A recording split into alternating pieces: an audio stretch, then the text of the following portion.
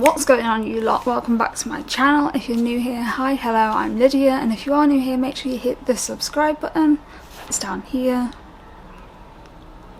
If you hit that, hit that and the notification bell, you'll be notified every time I upload, which is every single day.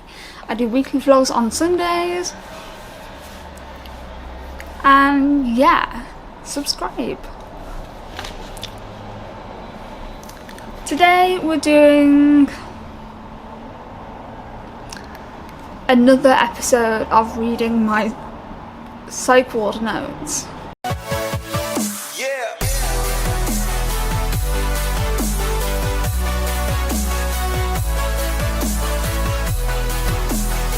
Now, I have sorted a lot of these into a folder, however I've still got some that are just loose, so I thought we could read some of these. So the first one is a ward round. Keeping well, Miss Williams stated that she's feeling fine today. She's not been involving in ward activities because she does not have a timetable, and she does not feel great because she's stuck in hospital for over 3 weeks. Little did I know it was going to be a year. Lydia is keen to go back to her flat in Brighton but does not feel safe to go home. She does not know how we can ensure her safety. She said, I want to kill myself. When she asked why, she replied, I felt this way for a long time, I don't even know why anymore. She's done therapy before. She was curious to explore seeing a psychologist in the community. Dr. Garcia reassured her that staff will change her room to one with a shower so she can have a bath, since she's not done that since she came. Keeping healthy, she is eating and sleeping well. Keeping safe, she feels safe in hospital. She still struggles with thoughts of self-harm and suicide. Contact with family and friends, advised to maintain contact with family using a ward phone or her mobile. Mental state examination, appearance and behaviour, young British woman looking unkempt. She's calm and cooperative during her review. Maintain good eye contact. Speech, normal rate, tone, volume. Mood, euthymic. Thought, form, none. Perception of hallucination. Denies having perceptual disturbances. There were no evidence in her behaviour during the time of the interview. Cognitive function, not formally tested or assessed, but she was orientated to time, place and person. Capacity. There was no capacity to consent to treatment and information sharing. Insight. There was no insight to her current illness, anxiety, struggles or difficulties. Physical health review. Blood results, weight, investigations. Bloods awaiting test. COVID-19 result awaiting test. Medication review including side effects. Tabs. Haloperidol 3 mg twice a day. Venlafaxine 75 main 150 mg nocturnal. Clonazepam 1 mg 4 times a day. Zolpidem. Fucking sirens.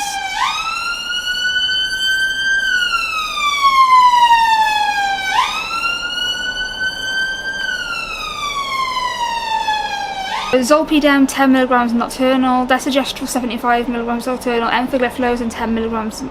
I don't know what that means. Salbutamol 2 puff PRN. Lorazepam 1 mg IM up to 2 mg for rapid tranquilization, first line. Tabs, promethazine hydrochloride 25 mg PRN up to 3 times, second line rapid tranquilization. Instance none. Safeguarding issues and accidents near misses. No safeguarding issues at the moment. Historic risk, suicidal thoughts, self-harm, drug overdose.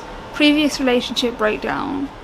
She was not engaging with treatment, care plans or risk of relapse. She has a history of impulsivity and non-compliance. Dynamic risk, PTSD, EUPD, bipolar disorder, insomnia, depression. Fuck you to anyone who said I can't have depression.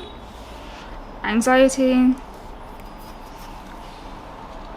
Complex family dynamics, not in a cordial relationship with family. Protective factors. Family, mental health status section 2. Hospital admission. Level of observations. Daytime observations level 2 4 times a day. Nighttime observations level 2 4 times a day.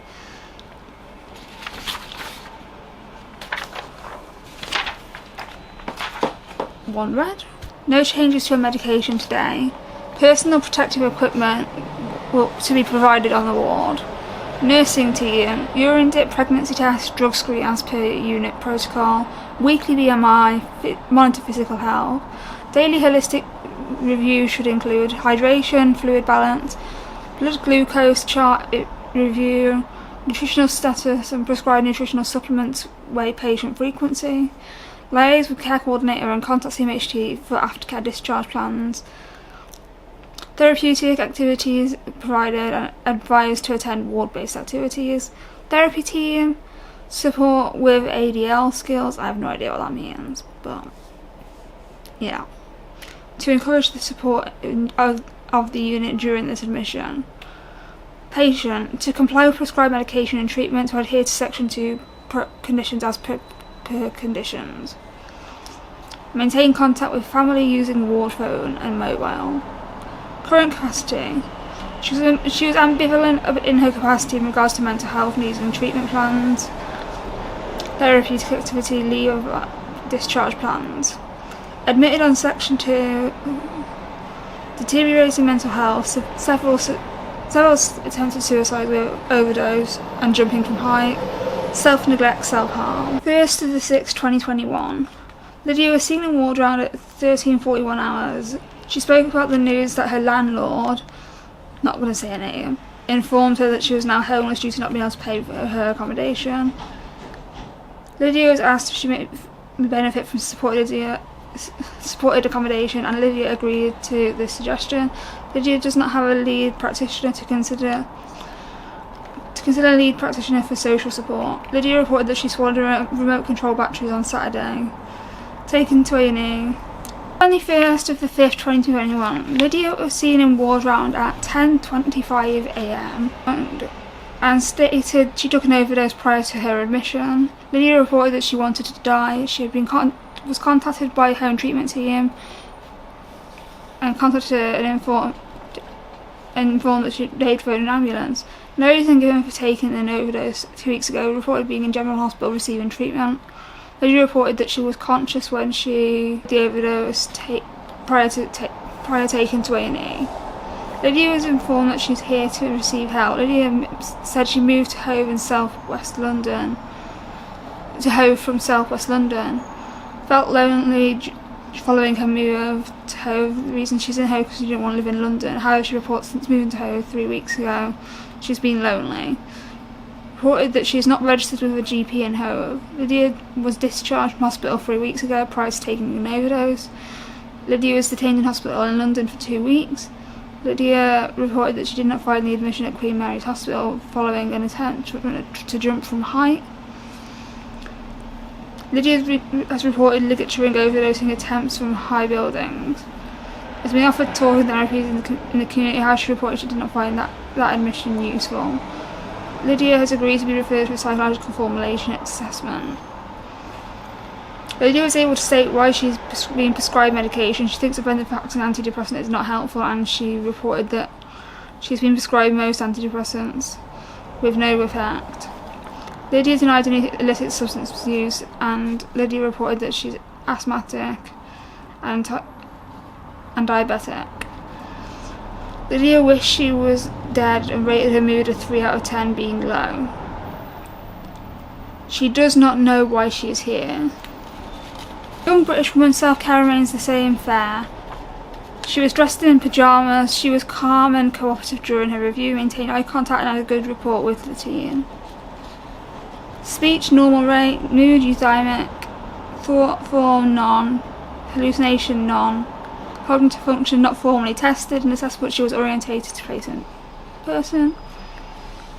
Insight, there was partial insight into her current illness and anxieties and struggles with difficulties. Blood tests was done, revealed iron deficiency anemia, and was treated with iron tablets. Mental health status section 3. Don't we just love that? 31st of the 8th, 2021. Seen by Dr. Humphrey, Dr. Doris Way and Maria James, agreed to detain on Section 3 of Mental Health Act 1983 due to lack of capacity to make a decision regarding need for ongoing admission and treatment. She's currently too unwell for the community care, presents ongoing risk of suicide, death by misadventure and absconsion. She needs a period of treatment in hospital. I think that's all I'm going to read today because it's kind of triggering and I don't want to slip up with anything. But thank you for watching, and if you like this series, check out the playlist. It's linked in the description down below. Thank you for watching, and I'll see you in my next video. Bye!